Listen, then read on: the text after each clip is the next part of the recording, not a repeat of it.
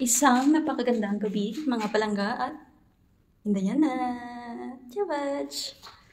Pupunta kami sa park. Ito lang, sa amin. Sa may tapat ng aming apartment. Kasi, yung aking Junakis.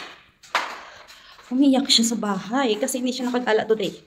May work kasi yung tatay namin pang gabi. So, natulog yung asawa ko.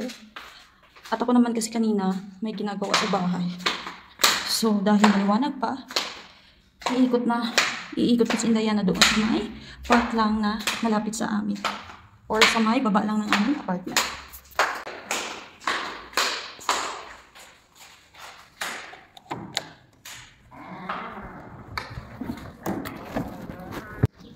Nandito na kami sa labas. And ang daming nakatambay sa may Changi. Pagbaba mo sa apartment, konting lakad lang at nandoon na yung park. Sa may likod lang to ng boom or ng store na binibilhan ko palagi. Meron pala ditong ganito para siyang agho. Sa amin sa Iloilo yung tawag. Kapag nalaya na siya ganyan. Ipil-ipil gali, para siyang ipil-ipil. Sa mga previous na vlog ko or video is napakita ko na sa inyo at dito kami madalas na nagtatambay ng aking anak at yan na nga narinig nyo na naman si Indaya na tinutulungan ng maming mag-voice over. Ang daming tao dito sa park. Mostly, ng mga nagbabantay sa mga bata is mga lola. Kasi yung mga parents nagwo-work. Lakad-lakad kami ni Indayana at maghanap kami ng mauupuan. Nuwaris ka, Indayana. Umupo muna kami dito ni Indayana sa may upuan kasi merong upuan na walang nakaupo. So, umupo muna kami, then later is mag-walking kami from here sa park going doon sa may sa kabila.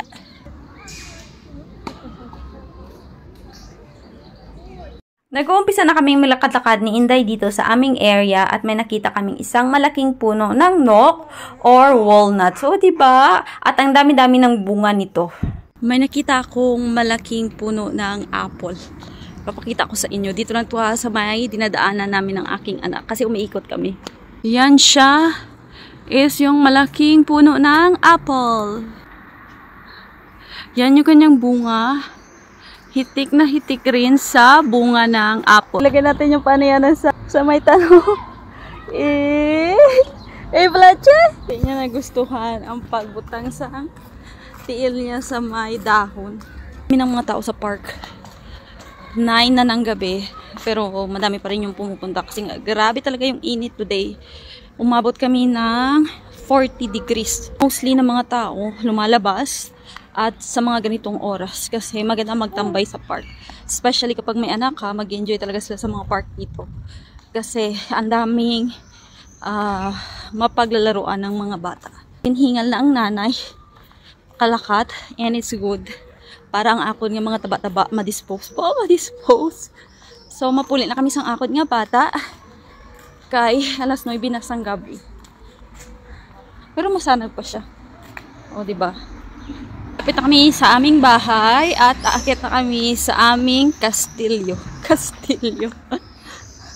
Kasi diba ang taas ng bahay namin. Kag ang akod nga anak, siyempre si mami.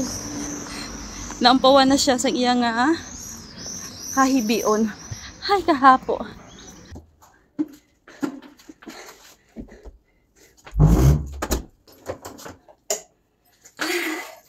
Nandito na kami sa aming bahay. Charot! Napagod na ang mami. Siyempre si Indayana. Naampawan na wala ikaw. Ha? Naampawan na ikaw sa himo nga hibe. Indayana. Ha? Hingal ako pero good sa akon nga lawas. Kaya nagluluwa ang akon nga mga balhas. So, wala na diri ang amon nga tatay. Nag-work na siya kay panggabi siya supo. Kami lang aduwas ang akon nga anak. Zananana. Lalala. Kapay. Ito na lang ang aming video at maraming salamat sa mga nanonood ng aking buhay nanay dito sa Romania. Pa mga palangga! Pa! Pa yan na! Pa! Good night po sa inyo!